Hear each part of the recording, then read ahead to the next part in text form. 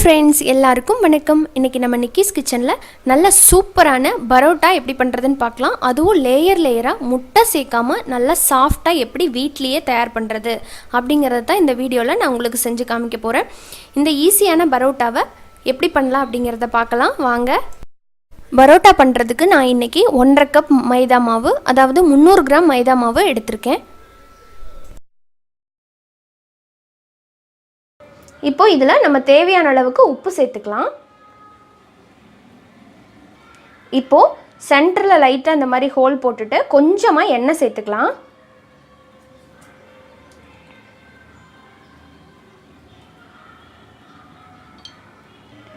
இப்போது லைட்டாக நல்லா கலந்து விட்டுக்கலாம். மாவோட எல்லா பக்கமும் இந்த எண்ணெயை கலந்து விட்டுக்கலாம். 2 கையை வச்சு பிசையணும். அதனால் இந்த மாதிரி கிச்சன் கவுண்டர் டாப்பில் போட்டுக்கிட்டால் நமக்கு ரொம்ப ஈஸியாக இருக்கும். பாத்திரத்தில் வச்சு பண்ணால் ரொம்ப சிரமம். இதில் பார்த்திங்கன்னா முட்டை சேர்த்து பண்ணுவாங்க. 300 கிராம் மாவுக்கு 1 முட்டை சேர்த்து நம்ம பண்ணிக்கலாம். இந்த டைமில் நீங்கள் 1 முட்டையை உடச்சி ஊற்றிட்டு அதுக்கப்புறம் எல்லா பக்கமும் மாவில் கலந்து விட்டுக்கலாம். நான் இன்றைக்கி முட்டை சேர்க்கலை. முட்டை சேர்த்தா இன்னும் சாஃப்டாக வரும். நான் சேர்க்காமல் எப்படி பண்ணுறது அப்படிங்கிறத இப்போ நான் உங்களுக்கு செஞ்சு காமிச்சிட்ருக்கேன். இப்போது இதில் நம்ம தண்ணி சேர்க்க ஆரம்பிச்சிடலாம். கொஞ்சம் கொஞ்சமாக தண்ணி சேர்க்கலாம். மாவை பொறுத்து தண்ணியோட அளவு மாறும். கடைசியாக நான் சொல்கிறேன் எவ்வளோ தண்ணி சேர்த்துருக்கேன்னு. இப்போ இது எல்லாமே நல்லா பிசைஞ்சு விட்டுக்கலாம். இப்போ பாருங்கள், இந்த அளவுக்கு மாவை பிசைஞ்சாச்சு. இப்போ இந்த ஸ்டேஜில் பார்த்தீங்கன்னா ஒரு 200 ml அளவுக்கு தான் தண்ணி இப்போது இதுக்கு தேவைப்பட்டிருக்குது.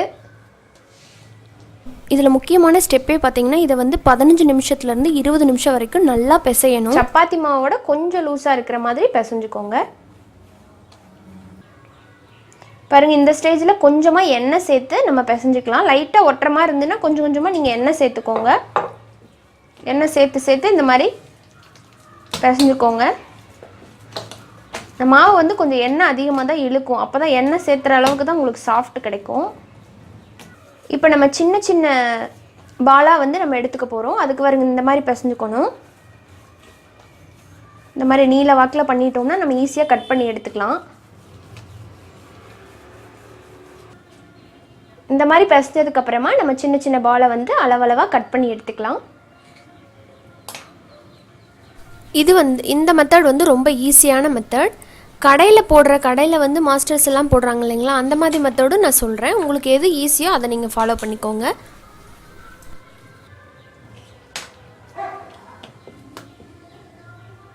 பாருங்கள், 300 கிராமில் நமக்கு 5 உருண்டைகள் கிடச்சிருக்குது. இது கரெக்டான சைஸ். கடையில் வாங்குகிற பரோட்டா சைஸ் உங்களுக்கு இருக்கும். எல்லாத்தையுமே கரெக்டாக ரவுண்ட் ஷேப் பண்ணிக்கலாம். அடுத்த மெத்தட் சொல்கிறேன் பாருங்கள். இப்போ மாவை பிசைஞ்சதுக்கப்புறமா பெருவிரலால் நல்லா மாவை அழுத்தி இப்படி வெளியே எடுக்கணும். ஒரு பாலாக இப்படி தான் கடையில் பண்ணுவாங்க. இதே மாதிரி நம்ம எல்லா பாலையும் எடுத்துக்க போகிறோம்.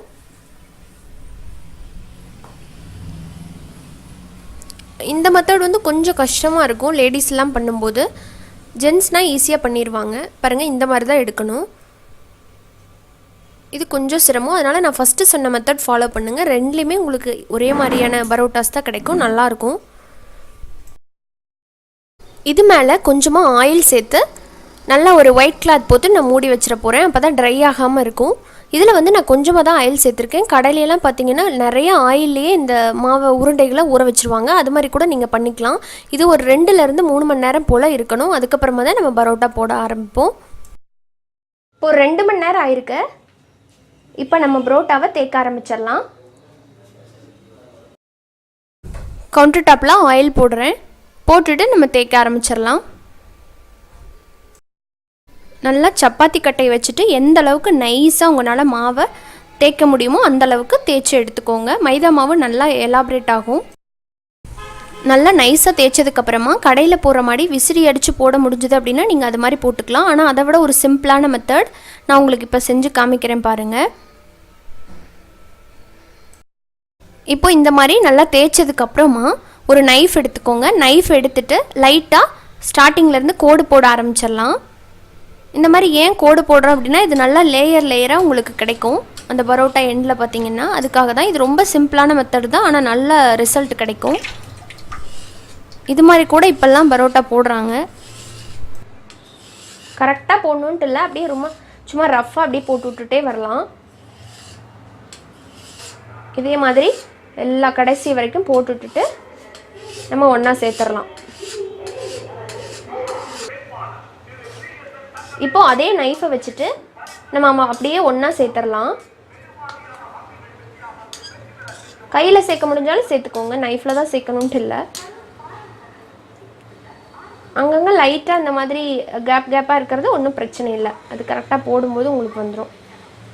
இப்போ இந்த மாதிரி நம்ம சேர்த்து ஒன்றா சேர்த்து விட்டுக்கலாம். இப்போ இந்த மாதிரி நம்ம ரொட்டேட் பண்ணிக்கலாம்.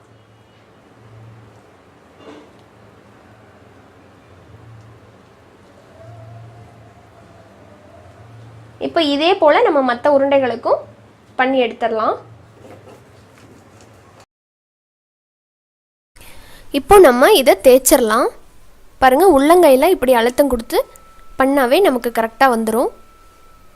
இப்போ இதை நம்ம கல்லில் போட்டுடலாம். இப்போ தோசை டவாவை ஹீட் பண்ணி ஆயில் விட்டுருக்கேன். இப்போ இதை நம்ம பரோட்டாவை போட்டுடலாம் மேலே. இதுக்கு வந்து கொஞ்சம் ஆயில் அதிகமாக தேவைப்படும். இப்போ ஒரு சைடு ப்ரௌன் ஆகட்டும், வெயிட் பண்ணலாம். இப்போ இதை திருப்பி போட்டுடலாம்.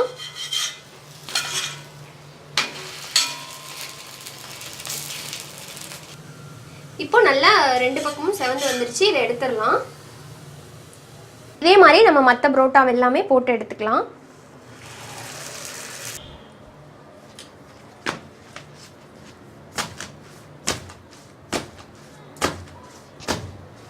அவ்வளோதாங்க, நம்மளோட சூப்பரான பரோட்டா இப்போ ரெடி ஆகிடுச்சு. பாருங்கள், ஈஸியாக நம்ம வீட்லேயே தயார் பண்ணியாச்சு. எந்த அளவுக்கு லேயராக வந்திருக்கு பாருங்கள். அதுவும் இல்லாமல் நல்லா சாஃப்டாக இருக்குது. கடையில் வாங்குறத விட ரொம்ப சாஃப்டாக இருக்குது, முட்டை சேர்க்காமையே. ஸோ நீங்களும் இதே போல் பரோட்டாவை வீட்டில் ட்ரை பண்ணி பாருங்கள். வீக்கெண்டில் உங்கள் ஃபேமிலியோடு சேர்ந்து செஞ்சு சாப்பிட்டு என்ஜாய் பண்ணுங்கள். இதோட வந்து வெஜ் குருமா, அப்புறமா சிக்கன் சால்னா, மட்டன் சால்னா எல்லாமே சூப்பராக இருக்கும். நான் இன்றைக்கி சிக்கன் குருமா பண்ணியிருக்கேன். ஆல்ரெடி நம்ம சேனலில் சிக்கன் சால்னா எப்படி பண்ணுறது அப்படிங்கிறத போட்டிருப்பேன்.